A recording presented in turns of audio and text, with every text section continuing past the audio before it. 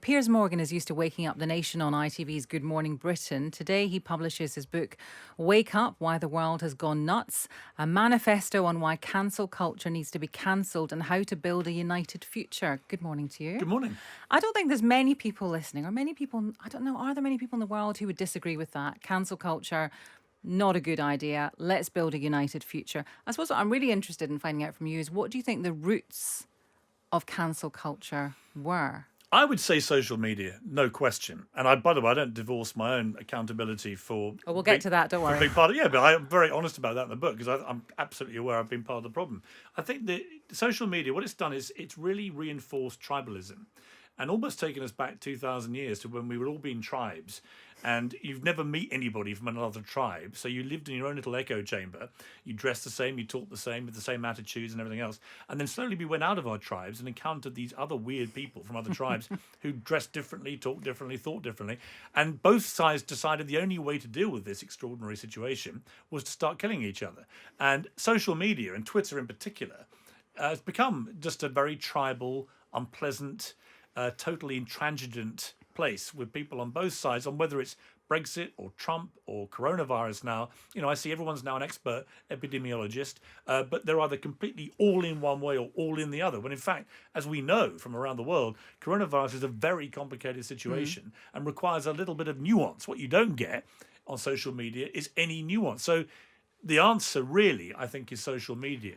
The problem with that, I think, is that if you're on social media, there is an expectation, perhaps, to have an opinion on everything and anything, even if you know nothing about it. And I wonder that that's a problem on one side, but the other problem is that we're often told when we're doing stories and looking for stuff to put on the program that Twitter is not the world, for example.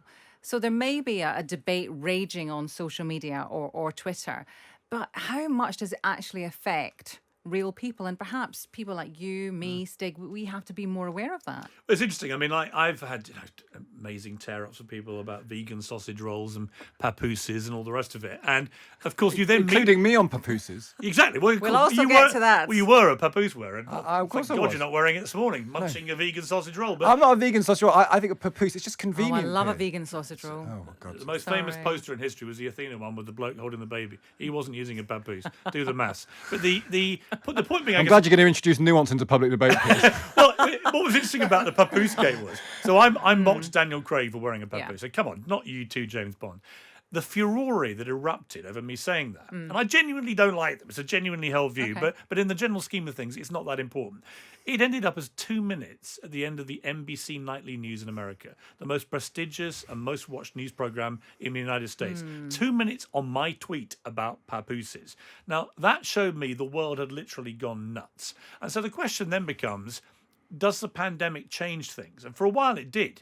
For a couple of months or so, we went back to actually looking after each other, being community spirited, coming out, clapping the NHS and so on. Yeah. I really felt there was a move in the air. We started rejecting, vainglorious celebrities, and the real stars were Captain Tom and health workers and so on. And it felt like there was a real change afoot.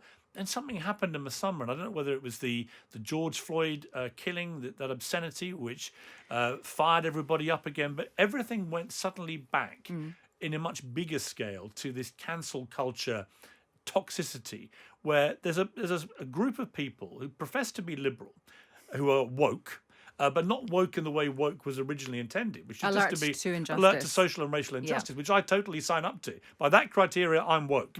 That's not what wokery now is. Wokery is now a group of people driven again by social media, so they have a platform where they just want to dictate how everybody speaks, eats, drinks, how they act, how they dress their hair, what clothes they wear to a Halloween party, etc., etc. What TV shows, what movies you're allowed to watch and feel are appropriate, what songs are appropriate and not appropriate. It's all ridden with hypocrisy. The classic example, John Legend decided to rewrite the lyrics to Baby It's Cold Outside because they were inappropriate. It's really about sexual assault. But he's never suggested doing that to any of his rap friends, who write the most disgusting, misogynist, horrible lyrics all the time. And he's never rewritten any of those. So to me, there's this kind of war cry of virtue signalling, trying to imprison us all into a woke lifestyle. But you can, resist that. Well, you Can't can. you? I can. Yeah. I can. And I can. Yeah. People have tried to cancel me. They've tried to sign petitions to have me fired regularly. They haven't succeeded because I'm lucky to have. I've got bosses who've got big, cojones, whatever you're allowed to say on Times Radio. You've said it now. And I've also got a platform myself to fight Sure. back. I'm more worried about the people at the much lower end of the ladder, Of course. who we all know are getting cancelled left, right, and centre. Well, let's talk about, you talked about your boss at Good Morning Britain, I presume. What about nuance in broadcasting? Because I understand that you want to make an entertaining product first thing in the morning. That's what people wake up and that's what they want. And that's why your figures have improved so much. But does your particular brand of interviewing, has that resulted in government ministers not wanting to come on your programme? Yes, but But that's not a good thing. it's not a good thing that they do that. It's not a good thing that they're not, that you can't question them. No, but whose fault is that? Well, both. No. Well, they come on our programme. I'm sure. What does that say about your interviewing skills? No, That- I'm joking. That we My give- point is this. No, that's a fair question. That we give them space. Yeah, it's fine, but I don't believe in giving government ministers space when 1,000 people a day were dying. I believed in holding them ferociously to the fire because I felt that the decisions they were taking were utterly woeful, and I felt it in the moment, and I felt it before everybody else suddenly woke up to the fact that they were, in my view, Sure. making a series of terrible mistakes. I do agree with you, and sometimes my anger overtakes, the journalism that you have to kind of that you have to do. But sometimes you can argue with ministers, and you can keep interrupting them, and ultimately you don't get anything from them. All Sure. you do is make yourself feel better, and I do understand that. But I think I would rather watch GMB and see the ministers on there. Well, it's very interesting because our ratings have continued to go up without any government ministers now for 170 days. And we've also had a large number of people right across the divide, whether it's Gordon Brown or Ian Duncan Smith or Nicola Sturgeon or Keir Starmer, Carl Bernstein, one of my great journalistic heroes from Watergate. All these people all agreeing that what the government is doing with this boycott, not just of us, but also of Channel 4 News and BBC Sure. Newsnight, there's a pattern to the shows they're avoiding. They're going to get roughed up a bit. My view is if they can't deal with a bit of a rough questioning, even delivered with fire and passion, as I was doing it at the height of the first wave of this, then how can we expect them to handle a pandemic? I mean, the big beasts of the old cabinet jungles would always go on the shows, even if they got roughed up. Yeah. Should we talk about Donald Trump? Yeah. You've had a sort of Damascene conversion. I mean, today you've been talking about your Damascene conversion to nuance, and now there's also been a Damascene conversion to Donald Trump being reckless and unhinged and dangerous. Well, I would question the premise of that statement in the sense that I checked the other day. I've done over 100 columns for the DailyMail.com on Trump. At least half were negative, some savagely critical, long before the pandemic. So I've always tried to be fair-minded with Trump. Now, again, it comes back to the tribal thing. If I attack Trump, all the pro-Trumpers hate me. If I don't batter him over the head with a large club throughout every interview I've had with him, I'm letting down the Liberal side. So my thing of trying to be fair-minded with Trump, given he was going to be there for 4 years, was a deliberate strategy. But I think that's slightly disingenuous because there's a difference between being fair-minded and not allowing yourself to recognise that the many flaws that you're picking up now were very, very visible 4 years ago, 5 years ago, 6 years ago, and you had a friendship with him, you had a relationship with him. Do you think that maybe, there's a moment to sort of self-analysis, say, I got carried away with Trump. I got drawn into him as he did. That's what he did with the American people. He did the same to you. He convinced you of something that was never really there, and we're seeing the consequences now. He didn't convince me of anything, though. I never told anybody to vote for Trump. I made it very clear repeatedly, I personally would never vote for him. I'm not a Republican and never will be. I'm a liberal. But I could see why he got so much popularity in middle America.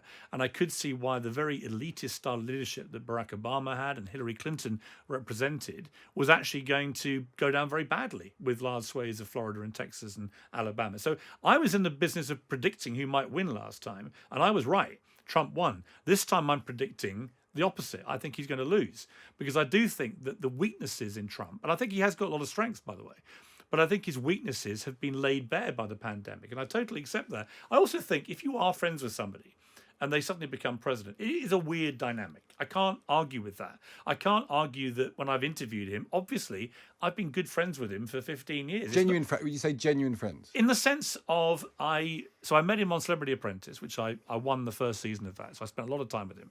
I then went back on as his boardroom advisor over the next few seasons. I then at CNN interviewed him maybe 40 times. He would ring me every 2 or 3 weeks for just a chat for years.